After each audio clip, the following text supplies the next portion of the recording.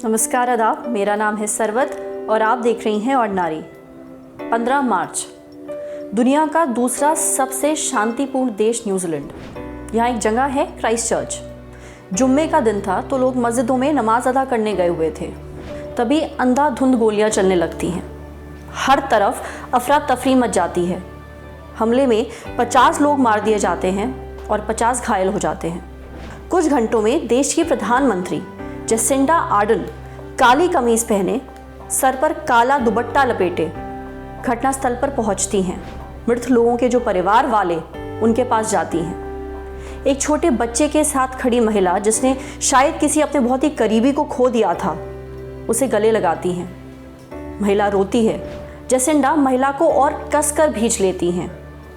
कई सेकंड महिला को कलेजे से लगाकर रखती हैं।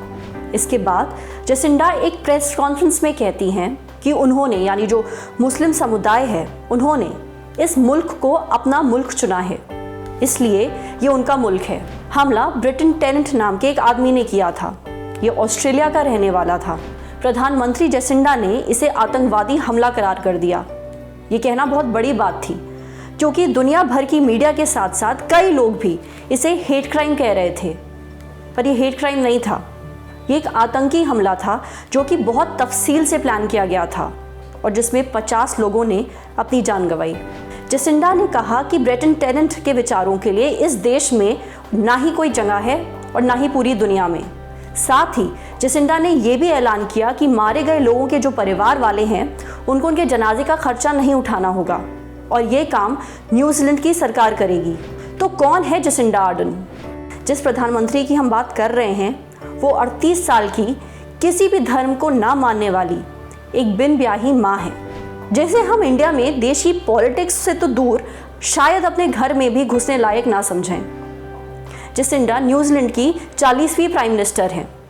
अपने करियर की शुरुआत उन्होंने बतौर रिसर्चर की थी। वो 2001 के समय अपॉइंट हुई प्राइम मिनिस्टर हेलेन क्लार्क के ऑफिस में काम करती थी। लेबर पार्टी के लीडर बनाए जाने के बाद 2017 में उन्होंने अपनी खुद की सरकार बनाई। 21 जून 2018 में जेसिंडा ने एक बेटी को जन्म दिया। वो दुनिया में दूसरी ऐसी लीडर हैं जो प्राइम मिनिस्टर या प्रेसिडेंट का रोल निभाने के दौरान माँ बनी। प्रेग्नेंट होते ही लोगों ने पूछा कि क्या वो मैटरनिटी लीव लेंगी तो देश का क्या होगा। तो जेसिंडा ने एक रेडियो प्रोग्राम में कहा कि मैं लीव लूँ या ना लूँ, ये मेरी चॉइस होगी। हर औरत का अधिकार होता है ये चुनना कि वो कितना और कब तक काम करना चाहती है। जेसिंडा ने बच्ची को जन्म दिया, फिर 1.5 महीने की मैटरनिटी लीव पर गई। ऐसा करने वाली वो दुनिया की पहली प्रधानमंत्री थी। जेसिंडा की माँ एक स्कूल में केटरिंग का काम करती थी और उनके पिता पुलिस अफसर थे। स्कूल ख़त्म करने के बाद जेसिंडा ने पॉलिटिक्स और पब्लिक रिलेशंस की पढ़ाई की। ग्रेजुएशन के बाद जेसिंडा की आंटी उन्हें पॉलिटिक्स में ले आईं। वो खुद काफ़ी समय से लेबर पार्टी की मेंबर थी। 2008 में जेसिंडा बतौर सांसद चुनी गई और फिर वहाँ से शुरू हुआ उनका राजनीतिक सफ़र। जेसिंडा के परिवार वाले काफ़ी धार्मिक थे।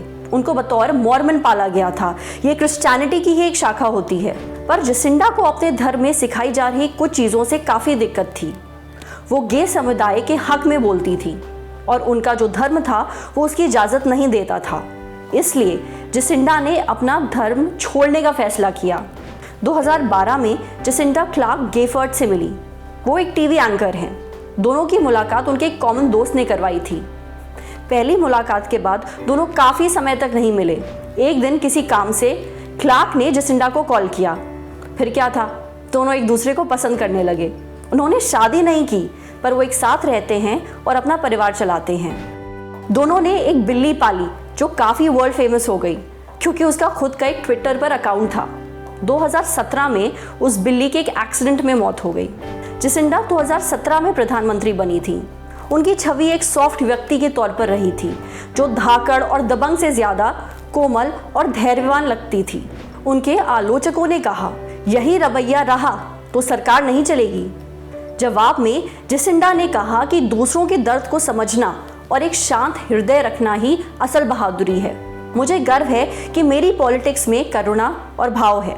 जेसिंडा लगातार युद्ध और न्यूक्लियर हथियारों के विरोध में बोलती देखी जाती हैं। क्राइस्ट चर्च आतंकी हमले के बाद भी उन्होंने मुसलमान समुदाय से ये वादा किया कि वो वहाँ के गन लॉ बदल देंगी।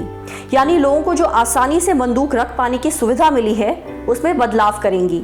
जसिंडा वही कर रही हैं जो किसी भी प्रधानमंत्री को करना चाहिए और हमारे राजनेताओं को उनसे सबक लेना चाहिए, जो घड़ी घड़ी युद्ध के लिए ना सिर्फ तैयार रहते हैं बल्कि उसके आधार पर वोट भी मांगते हैं।